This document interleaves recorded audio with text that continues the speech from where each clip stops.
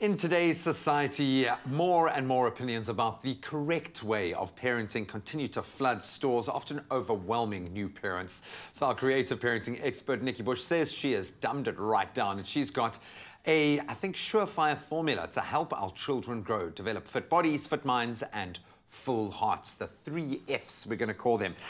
So talk us through this. It's a crazy world. There are messages coming from every section of society on how we need to parent. Is this really it? Is it this simple? Well, sometimes I think we've got to get away from this trying to go for perfection and the A standard of parenting, because so often it's unattainable. F is fine. An F grade I think is today fine. Let's talk about, let's go for Fs, it's fun. Just to have simplify and just have a little bit more fun with this and be a little, how should we say, a little more general. So if we get these 3 things right, we're actually putting our children in a position of strength. So if they've got fit bodies, if they've got a fit mind, and if they've got a full heart, they can't be unhappy.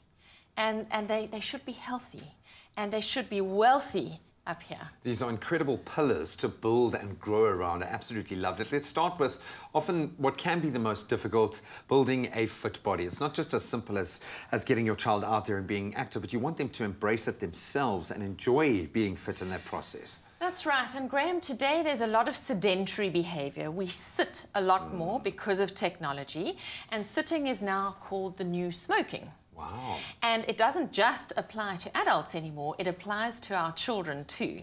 And if we want our children to grow up with a strong body, with a body that is well coordinated, with a visual system that's strong, because there's lots of different focal depths at which children are operating, we need to make sure they move. Not just that, but oxygenation to the brain. If you want your child's brain to operate optimally, they need to have oxygen flooding the system, and they get that with movement. Plus, it makes you happy. I was going to say endorphins, and make no mistake, that's a tool that you use later in life. You use fitness and getting out there, going for a run to de-stress for that very reason. And all of those injuries I've gotten playing as a child have taught me about my body as well. So we've got the body taken care of, and you say now a fit mind. Now, a fit mind isn't just a result of a fit body, but you've got to actually exercise the mind. That's right. So the brain is actually like a muscle. We need to take it out, we need to make it play, we need to make it move. And you make it move and exercise by giving it stuff to work with. And one of the simplest ways to exercise the brain is to teach it to read. It's the most miraculous thing. The first time your child comes home with their first book in grade 1, it is full of one word, 16 pages, and it goes like this: look.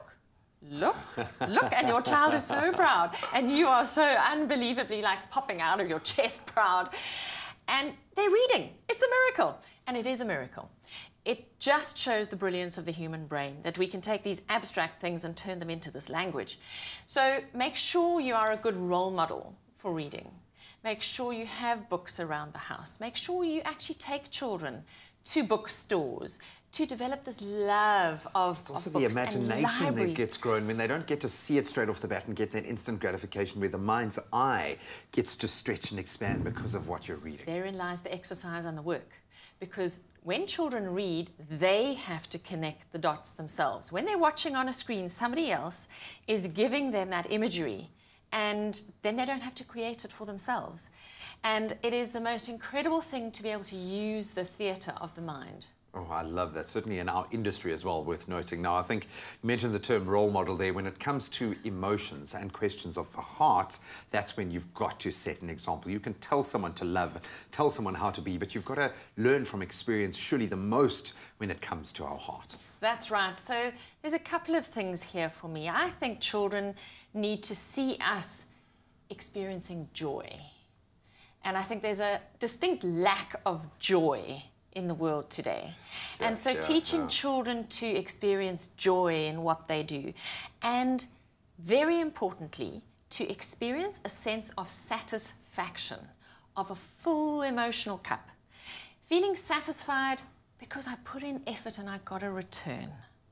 And that's important. And while technology can be fantastic, we also need to make sure our children know how to actually do this stuff in the real world to feel a sense of physical multi-sensory satisfaction. I love that. And the beautiful part is you can actually go out there and have fun to teach them this life lesson. I see a lot of youngsters hanging around golf courses now just watching their fathers truly have fun. It's all about looking for that deeper connection, and you have an opportunity now to grow and develop with your child and set the best example possible.